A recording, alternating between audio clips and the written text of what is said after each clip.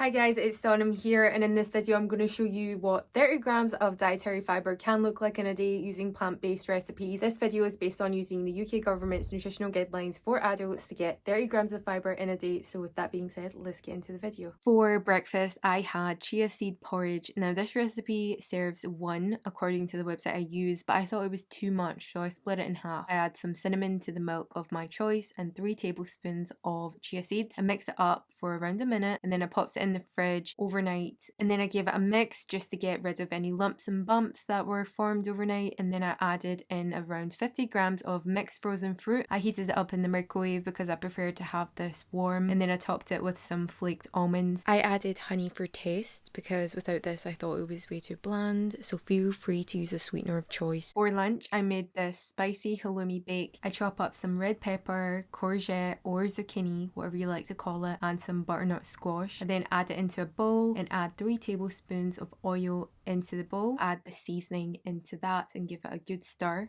The recipe does call for 3 teaspoons of Baharat spice, if that's how you pronounce it, or you can use mild curry powder. I didn't fancy using that and I didn't have the Baharat spice mix, so I just made my own mix and just added it into the bowl.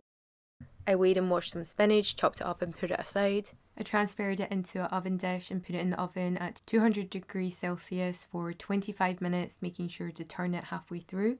I then added the rest of the ingredients, which was the passata, the spinach and the kidney beans, mixed it up, and then I put the halloumi slices on top of that, drizzled some olive oil onto that and popped it back into the oven at 220 degrees Celsius for another 15 minutes. And voila, that is you ready to eat. It serves 4 people, you can save it for the next day for leftovers. It was a hit in my home, 10 out of 10 for me. For dinner I made this bean pasta dish. It was pretty simple. I started off by gathering together some beans, cannellini beans or any other beans that you choose. I chopped up a shallot and some garlic, and then I boiled some kale in a pot until it was soft. While that was boiling, I then fried the onion and the garlic in another pan until it was golden, and then I drained the kale and blended it up into this type of consistency. I did have to add some water just to help it blend better, and then I added in the beans. The recipe calls to add the water from the can in. I didn't do that, I just added some water, as you can see, that amount. I then let it simmer until the water starts to evaporate. Once that happens, I then added in the green sauce and let it simmer for a little bit.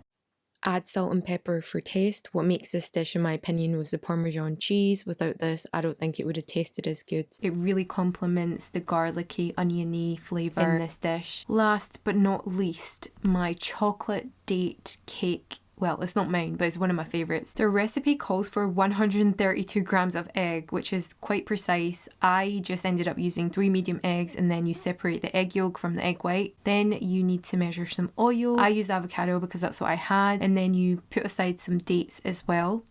Then I've measured out the almond flour, ground almonds actually, and then I've got some cacao powder here. The recipe does call for cocoa powder, but I used this because that's what I had. And then what I did was I whisked up the egg whites until it started to look more like this, but you keep whisking it until it comes to a soft peak like that. If you have an electric whisk, even better. Here I've added in some sugar to the mix and I keep blending it until it combines together. In a separate bowl I added the egg yolks and the oil, and I whisked it up until it looked like this golden consistency. Meanwhile, I started to prepare the chocolate. I weighed out the chocolate and melted it because we will be adding that soon. Also, we soaked the dates in 150 ml of boiling water for 10 minutes, and then we blended that up until it looks like that. Then we add that mixture to the yellow egg yolks, and then we also add the chocolate in and we give it a stir until it's combined into one.